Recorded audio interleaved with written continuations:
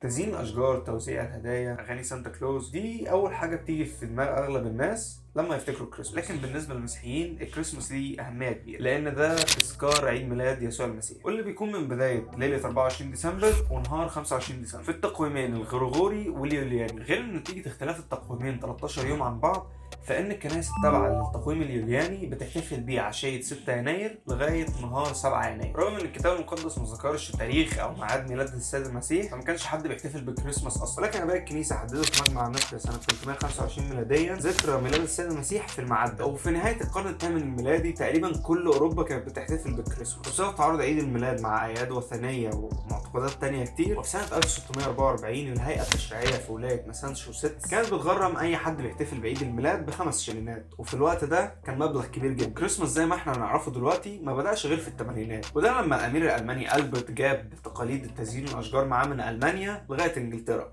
بعد ما اتجوز الملكة فيكتوريا. ده لما اتنشرت صورة العائلة المالكة ساعتها جنب شجرة عيد الميلاد اللي ارتفاعها كان أكتر من 12 متر في المجلات الأمريكية ساعتها في سنة 1884. وفي الولايات المتحدة بدأ موضوع إهداء بطاقات عيد الميلاد ده، وفي نفس الوقت برضه كان بدأ في إنجلترا. وكان تبادل الهدايا ده تقليد قديم ينسب لعيد الميلاد برضه، وجذوره كانت تعود لقرون كتيرة قوي. وفي البداية تبادل الهدايا ده كان ليه أهمية دينية تذكيرا للناس إن الهدايا اللي جابها المجوس للطفل يسوع. ولكن بعد الثورة الصناعية وظهور الإعلانات في القرن ال19 وال20، الكريسماس ده بقى يعتبر مناسبة تجارية أو موسم بيظهر فيه الأشجار والتزيينات والحاجات دي، حتى مع استمرار إنه يكون ليه معنى ديني بالنسبة لنا كمسيحيين. حد يجي يقول لي أنت اتكلمت في كل ده وما اتكلمتش عن أشهر شخصية في الكريسماس. طيب يا سيدي، وات أباوت أشهر شخصيات الكريسماس؟ سانتا كلوز، واللي شخصيته بتسند في الواقع إلى القديس نيكولاوس. وناخد عن تاريخه لمحة بسيطة. القديس نيكولاوس اتولد في القرن الرابع الميلادي في مدينة مورا أو ميرا في جنوب تركيا، وكان من أصل يوناني، وكان والديه أغنياء جدا بس ما كانوش بينجبوا أطفال. ولكن بعد صلوات كتيرة أنجبوا القديس نيكولاوس، واللي اتربى مع عمه اللي ما كانش عنده أطفال، واللي كان ساعتها أسقف مدينة مورا. وفي سن 19 ساعتها القديس نيكولاوس بقى راهب وقسيس في المدينة،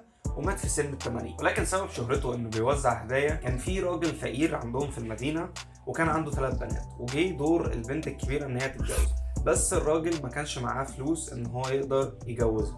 فلما القديس نيكولاوس سمع بالامر ده ما كانش عايز يقول له ان هو يساعده عشان ما يحرجوش او يجرح كبريائه، فتخفف لبس وراح عند الشباك اللي عند بيتهم ورمى دهب او عملات دهب، دي الحاجات اللي كانوا بيتعاملوا بيها ساعتها. فلما الراجل لقى الدهب فرح جدا هو وبناته، بس ما كانش عارف مين اللي رمى له الدهب ده، وقدر ساعتها يجوز بنته الكبيره.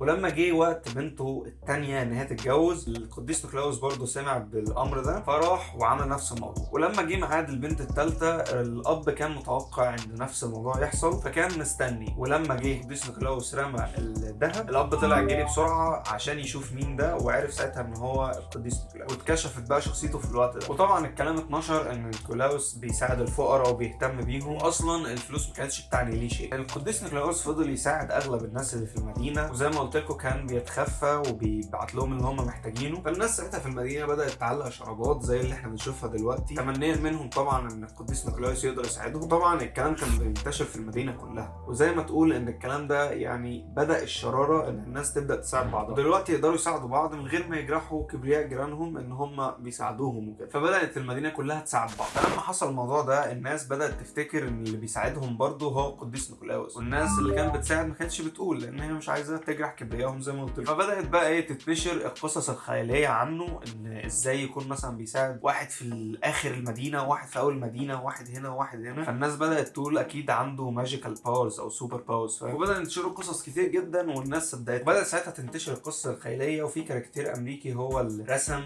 سانتا كلوز بالشكل ده، ان عنده ده انه بنيته ضخمه وبيشيل الهدايا على كتفه وبيوزعها على الناس. ولكن موضوع الغزلان ده يرجع لسنه 1823 لما كتب الشاعر الامريكي كلارك موريس قصيده اسمها الليله التي قبل عيد الميلاد، واللي وصف فيها سانتا كلوز بابعاد تجاريه بحته جدا. يعني الفكره ان هو يحبب فيه الاطفال فرسمه بالشكل ده، وان فيه الغزلان وان هم بيطيروا وهكذا، يعني الخ من الاساطير. والصوره دي بقت شائعه جدا لسانتا كلوز في الولايات المتحده وكندا في القرن ال19. وكانت القصيده زياره من القديس نيكولاوس تاثير كبير قوي في الموضوع. والرسام الكاريكاتير اللي قلت لكم عليه توماس ناست لعب دور برضه في ان هو يرسخ الصوره دي في دماغ الناس. بس الشيء اللي احنا نعرفه ان القديس لويس نيكولاوس كان موجود حقيقي، مش كان خيالات او فانتسي زي ما الناس فاكره، لان بعد ما عمه مات اختاروه انه يكون اسقف في المدينه مكان. ده غير ان كان ليه موقف في مجمع نقيا وحاجات كتيره تقدر تثبت ان هو كان موجود. ومن اول ما اتعرف سانتا كلوز كانوا بيلبسوه الوان كتيره جدا على مر التاريخ، ولكن ثبتت الصوره ان هو لابس اللون الاحمر والابيض